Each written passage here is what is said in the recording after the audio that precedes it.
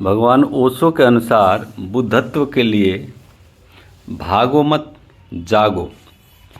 मैं तुमसे कहता हूँ, भागना मत, जीवन को जानना है, जीना है। मैं कोई चरवाकवादी नहीं हूँ। मैं यह नहीं कह रहा हूँ कि जीवन के पार कुछ भी नहीं है।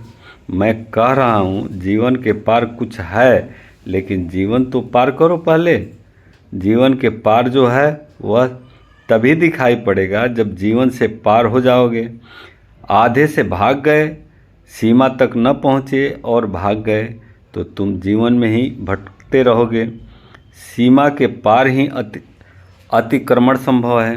तो मेरी दृष्टि भोग के माध्यम से त्याग तक जाने की है, और दूसरा कोई माध्यम इतना कामगर नहीं है। इसलिए बुद्ध तो होते हैं, लेकिन कितने लोग उनके पीछे बुद्धत्व को उपलब्ध हो पाते हैं? ना के बराबर, क्योंकि दिशाएं बड़ी भिन्न भिन्न हैं। बुद्ध तो महल छोड़कर भिखारी होते हैं, और दूसरा आदमी भिखारी ही था और बुद्ध के पीछे हो लेता है। उन दोनों के अनुभव अलग हैं। बुद्ध के त्याग में तो भोग का अनुभव छिपा है, भिखारी के त्याग में कुछ भी नहीं। भिक्षा पात्र छोड़ रहा है, उसके पास कुछ त्याग को था भी नहीं, उसका त्याग धोखा है। तो मैं तुमसे अतिरेक में जीने को कहता हूँ। जीवन है, जब तक उसे पूरा पूरा जी लो। जीते ही तुम उससे मुक्त हो जाओगे। तके मैं ही इसे समझना शेख, इतनी पी है कि पी नहीं जाती। अय धर्मगुरु, इसको तू शराब का त्याग ही समझ। अब इतनी पी ली है कि अब पीने की कोई उपाय न रहा। जीवन को इतना पी डालो कि पीने का भी कोई उपाय न रह जाए। पीकर भी तुम मुक्त हो। लेकिन अगर तुम्हें बुद्ध की बात ठीक जमती हो तो मज़े से उस मार्ग पर चले जाओ। लेकिन ध्यान रखना अपना कि तुम्हारे पास बुद्ध जैसा जीवन का अनुभव है, भोग का वैसा गहन अनुभव है। ओशो के अनुसार आत्मज्ञान को एकमात्र ज्ञान है, क्योंकि जो स्वयं को ही नहीं जानते उनके और सब कुछ जानने का मूल्य ही क्या है। मनुष्य की सबसे बड़ी कठिनाई मनुष्य को अपने प्रति ही अज्ञान है। दिए के नीचे जैसा अंधेरा होता है, वैसे ही मनुष्य उस सत्ता के ही प्रति अंधकार में होता है जो कि उसकी आत्मा है। हम स्वयं को नहीं जानते हैं, और तब यदि हमारा सारा जीवन ही गलत दिशाओं में चला जाता हो तो आश्चर्य करना व्यर्थ है। आत्मज्ञान के अभाव में जीवन उस नौका की भांति है जिसका चलाने वाला होश में नहीं है, लेकिन नौका को चलाया जा रहा है। जीवन को सम्यक गति और गंतव्य देने के लिए स्वयं का ज्ञान आधारभूत है। इसके पूर्व की जानूं कि मुझे क्या होना है, यह जानना बहुत अनिवार्य है कि मैं क्या हूँ। मैं जो हूँ उससे परिचित होकर ही हूँ। मैं भविष्य के आधार पर रख सकता हूँ जो कि अभी मुझ में सोया हुआ है। मैं जो हूँ उसे जानकर ही मुझ में अभी जो अजन्मा है उसका जन्म हो सकता है।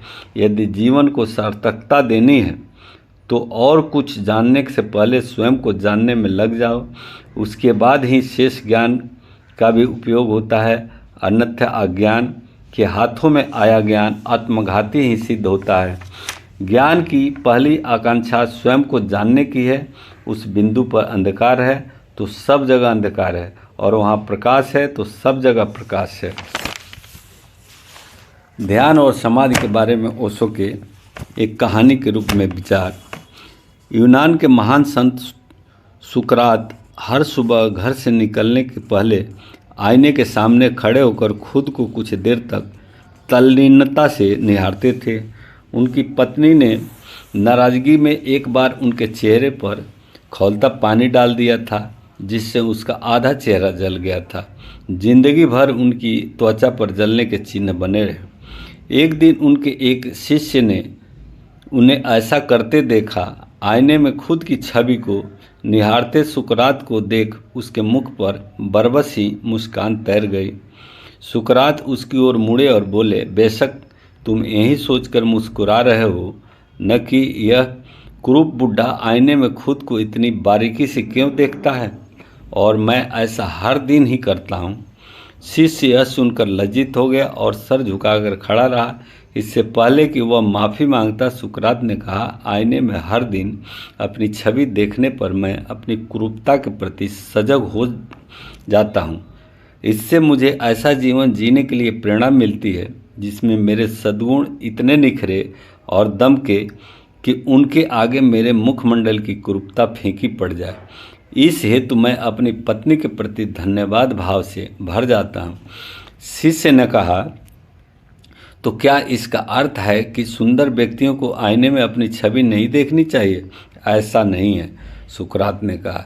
जब वे स्वयं को आईने में देखें तो यह अनुभव करें कि उनके भाव, विचार, वाणी और कर्म उतने ही सुंदर हो जितना उनका शरीर है। वे सचेत रहें कि कहीं उनके मूर्छित कर्मों की छाया उनके प्रीतिकर व्यक्तित्व पर न पड़ जाए। विवेकपूर्ण व्यक्ति हर स्थिति में सत्यम शिवम सुंदरम की ओर अग्रसर होने का मार्ग खोज लेते हैं। ऐसी प्रज्ञा, ऐसी समझ की वास्तविक सौंदर्य है। चेतना में ऐसी सुंदरता हो तो देह की कुरूपता भी फीकी पड़ जाती है, लेकिन केवल त्वचा की सुंदरता आत्मा की कुरूपता को नहीं ढक पाती। प्रायः शारीरिक रूप से खूबसूरत व्यक्ति में बड़ा बदसूरत घमंड होता है। वह देहाभिमान उनके जीवन को एवं उनके आसपास रहने वाले के जीवन को विषाक्त कर देता है। सद्बुद्धि के अभाव में अमृत भी जहर बन जाता है और सद्बुद्धि के अभाव में जहर भी अमृत बन जाता है। कैसे वह आंतरिक सौंदर्य, विवेक, बुद्धि, चैतन्य जागे? कैसे कोई व्यक्ति विषैले जिंदगी को अमृतमय करे? ध्यान में डूबकर क्रमशः समाधि की ओर गति करने से ऐसा चमत्कार संभव है। अगर ये आपको अच्छा लगे तो लाइक कीजिए, सब्सक्राइब कीजिए, शेयर